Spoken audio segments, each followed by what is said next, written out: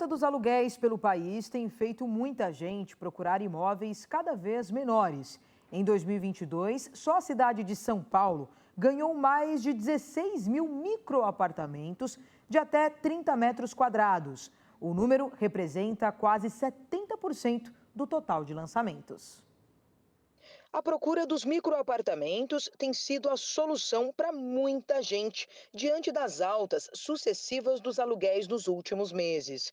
Segundo dados apontados por um índice que monitora o preço dos aluguéis no Brasil, os números ajudaram a explicar o porquê que essa nova tendência de investir em apartamentos tem sido cada vez menores.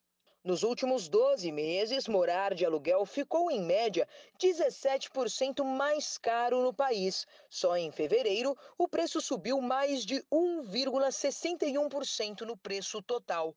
Foram 25 cidades brasileiras monitoradas. 23 tiveram aumento no valor. Florianópolis, Goiânia e Rio de Janeiro estão no topo da lista.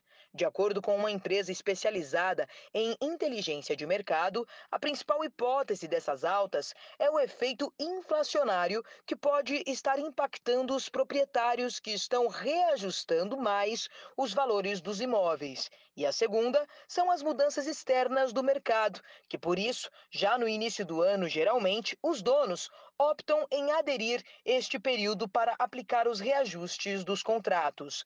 Já para os pesquisadores da área, a tendência para os próximos meses é de ter uma desaceleração, o que significa que os inquilinos podem ter um certo alívio na hora de pagar o aluguel.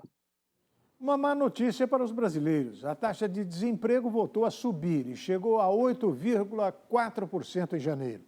Para o comentarista de economia, Marcelo Guedes, é preciso que o governo Lula promova as reformas necessárias para reverter esse quadro. Vamos acompanhar. Taxa de desemprego.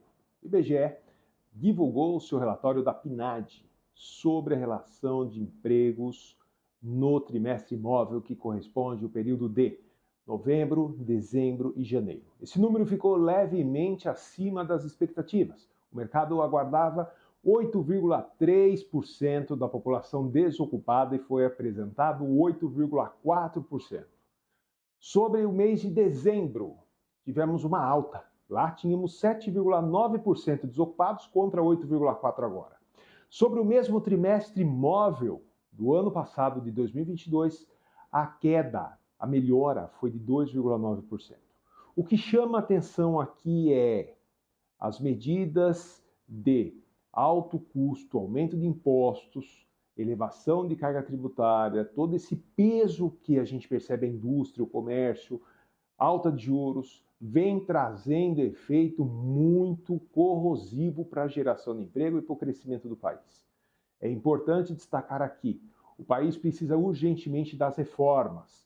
O ministro da Fazenda, Fernando Haddad, vai apresentar hoje para o presidente Lula o relatório do arcabouço fiscal, onde o mercado espera que possamos entrar num bom consenso e desse bom consenso de viés possa trazer redução na taxa de juros, aumentar a efetividade, diminuir o custo do Brasil, aumentar a geração de empregos, diminuir a fila dos Bolsa Família, diminuir os custos. É isso que a gente precisa. Reforma administrativa. Hoje, 37 ministérios. Que o governo consiga dar uma boa canalização dessa equipe toda na geração da otimização, na boa distribuição dos seus recursos, das suas pastas e para que tenhamos geração de emprego. Esse país muito precisa disso num ambiente de recessão global. A favela Sol Nascente, no Distrito Federal, ultrapassou a Rocinha e se tornou a maior comunidade do Brasil em número de domicílios. O Sol Nascente, no Distrito Federal, se tornou a maior favela do Brasil, segundo dados da prévia Censo 2022 do Instituto Nacional de Geografia e Estatística, o IBGE. De acordo com o levantamento, a região ultrapassou a Rocinha, no Rio de Janeiro, em número de domicílios. A pesquisa mostra que, atualmente, o Sol Nascente tem 32.081 domicílios, enquanto a Rocinha tem 30.955. Em comparação com 2010, a favela da capital cresceu 31%, enquanto a região do Rio de Janeiro aumentou 20%. O Instituto considera como favela toda a área em que a ocupação se deu de forma precária. De acordo com ele, a diferença entre o sol nascente e a rocinha é o relevo. Enquanto um é mais plano, o outro é acidentado. Os terrenos do setor habitacional do Sol Nascente começaram a ser fracionados de forma irregular nos anos 90. A 35 quilômetros do centro de Brasília, a região cresceu e, em 2019, virou uma região administrativa.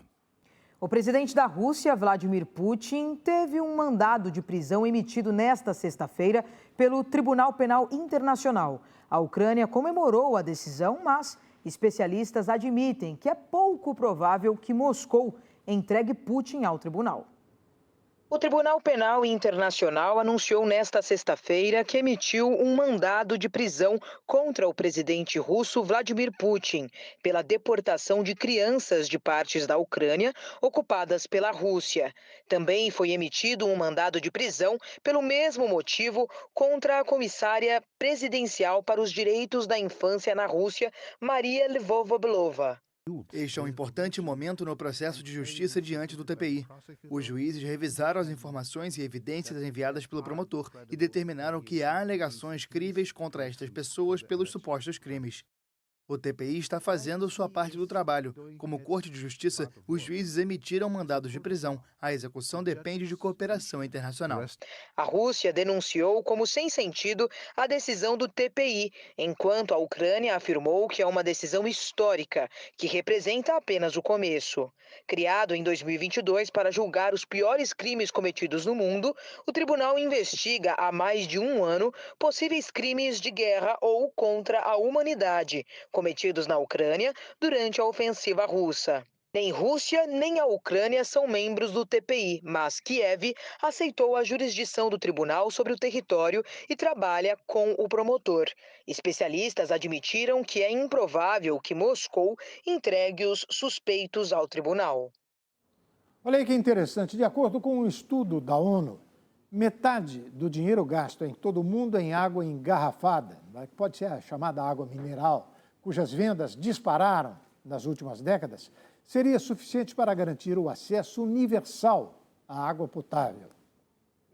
Do total de água disponível no planeta, 97% estão nos mares e oceanos e apenas 3% são água doce. O recurso valioso é motivo de preocupação em todo o mundo. Uma preocupação que um estudo da ONU mostra que poderia ser resolvida com o remanejamento do dinheiro destinado à água engarrafada, cujas vendas dispararam nas últimas décadas. De acordo com as Nações Unidas, metade do dinheiro gasto em todo o mundo em água engarrafada seria suficiente para garantir o acesso universal à água potável. Parar de consumir a água engarrafada também reduziria efetivamente a poluição plástica, já que 85% das garrafas acabam em aterros sanitários. O relatório do Instituto da Água, Meio Ambiente e Saúde da Universidade das Nações Unidas, em Hamilton, no Canadá, garante que a preferência do consumidor é influenciada por equívocos sobre uma maior pureza da água engarrafada. O estudo garante que a tendência faz as pessoas pagarem de 150 a 1.000 vezes mais em 1 litro de água engarrafada do que por 1 litro de água da torneira. De acordo com o estudo, foram encontrados contaminantes em centenas de marcas de água engarrafada em mais de 40 países, muitas vezes excedendo os padrões locais ou globais. Na última década, as vendas mundiais de água engarrafada, chamada água mineral, aumentaram 73%, chegando a quase 270 bilhões de dólares e 350 bilhões de litros. Cerca de 600 bilhões de garrafas plásticas são produzidas a cada ano, representando aproximadamente 25 milhões de toneladas de resíduos plásticos. Em instantes, Anvisa atesta a segurança de doses da vacina bivalente contra a Covid-19. Pois é, e vamos conhecer a exótica culinária boliviana. Um prato que não agradaria o paladar brasileiro faz muito sucesso no país andino. O RB Notícias volta daqui a pouquinho. Até já.